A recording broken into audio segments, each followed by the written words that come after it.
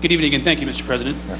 Earlier this year, former President George W. Bush reportedly said that he warned he would be the last Republican president. Now Republicans have won the White House, control the House and Senate, 2/3 of state legislatures, 34 governorships, and there are charges of a shallow Democratic bench behind you. Are you worried you could be the last Democratic president for a while?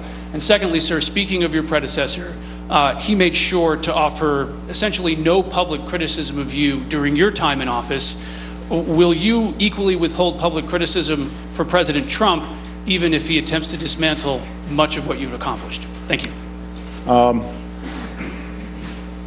Well, no, I'm not worried about being the last Democratic president, I think, or not even for a while. And I say that not being cute. The Democratic nominee won the popular vote, and obviously this is an extremely competitive race, and I would expect that future races will be competitive as well. I certainly think it's true that politics in America right now are a little up for grabs, that some of the old alignments within both parties, Democrat and Republican, are being reshaped.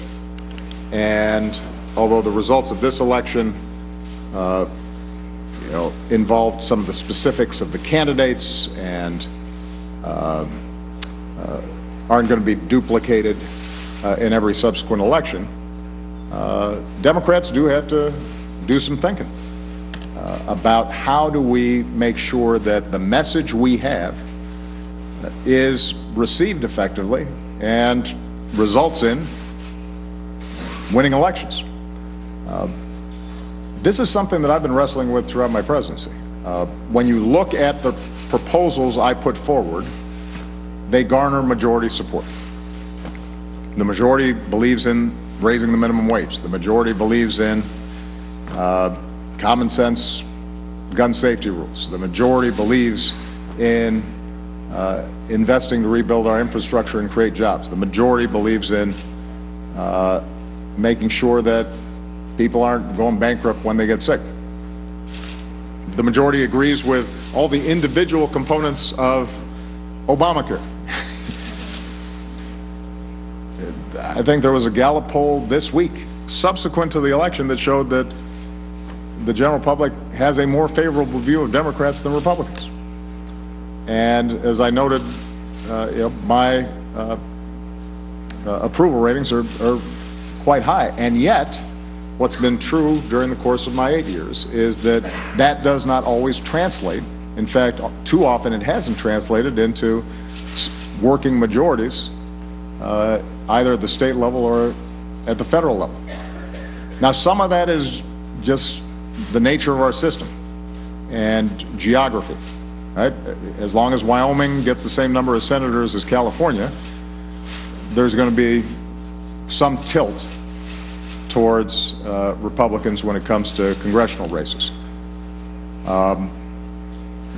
The fact that a lot of Democratic voters are bunched up in big cities and a lot of Republican voters are spread out across geography gives them an advantage when it comes to congressional races.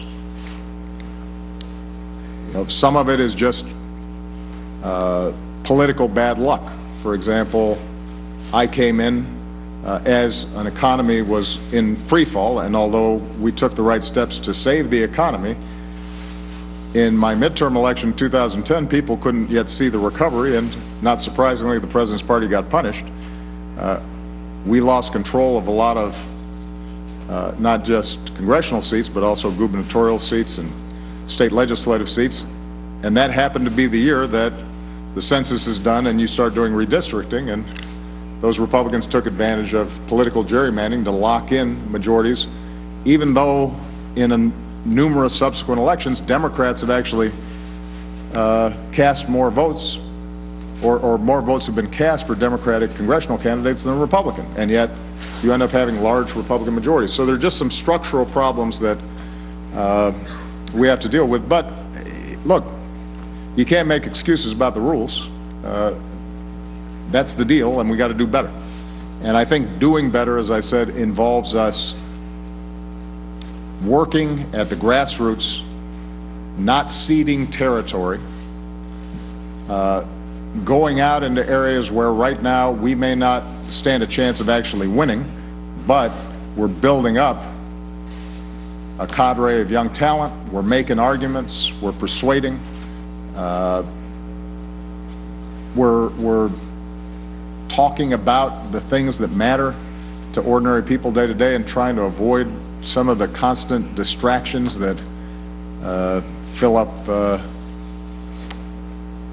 people's Twitter accounts. And if we do that,